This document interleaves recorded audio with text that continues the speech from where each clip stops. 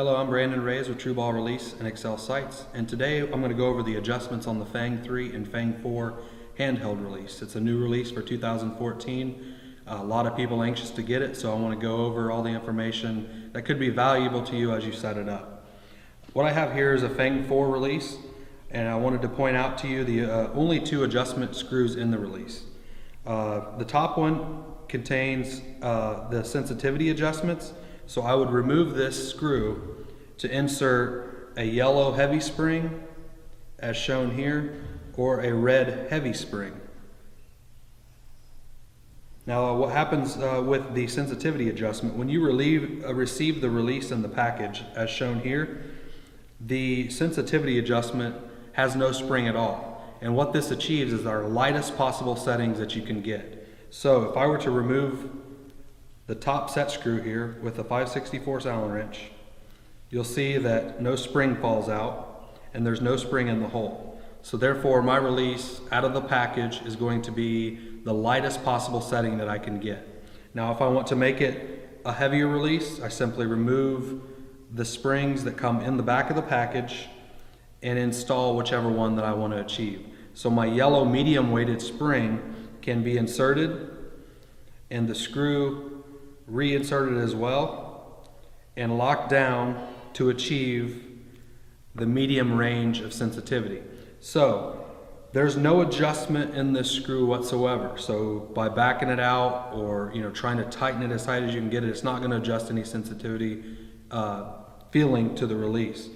The whole idea behind this is to have a complete spring change. So when you remove the spring and put a heavy spring in, or remove the spring and shoot it with no spring, you're achieving those different variables without a spring, with a heavy spring, or with the medium weight yellow spring as I just put in this release.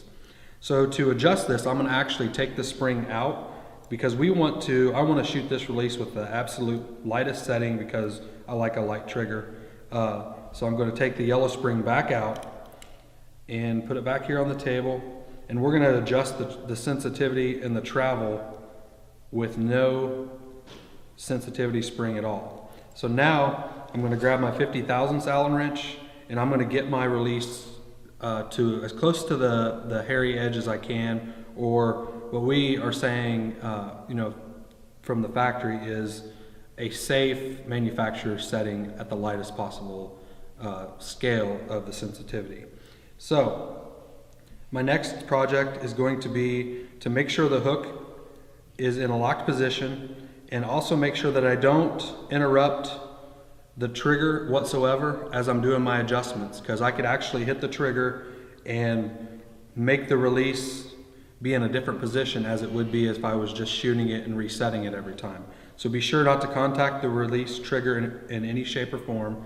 You can hit it initially to make sure that your hook is reset, because the bail has a return spring in it, so when you hit the trigger it actually resets the hook.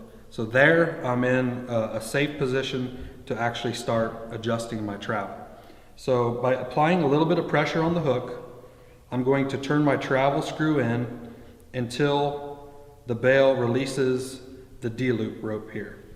So as you watch here, I'm just going to apply a little bit of pressure and start turning the sensitivity screw clockwise until the bail releases. So now my bail is released. Okay, so I'm going to reset the hook and then check it and make sure by applying a little bit of pressure that it's going to pull loose. And it's not quite pulling loose yet, so I can go a little bit more. There we go. And now it released again. So check it again, and now it won't hold the weight whatsoever. So I'm going to back it off in small increments, probably an 1/8 turn increment would be suggested, to where I can find the very hair edge of the sear. So now I backed it about an 1/8 turn, or put a 1/8 turn counterclockwise into the bail, and I'm right close to the edge, but I can go a little bit more.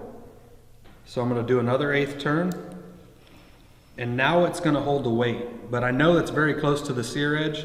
So to achieve the manufacturer setting, it simply states to back off a 1/4 turn, and there's my safe travel setting And now I can put weight on the release, and it's probably going to hold more than 100 pounds. So there, it's a safe shooting position. And that's how you adjust the travel on the Fang 4.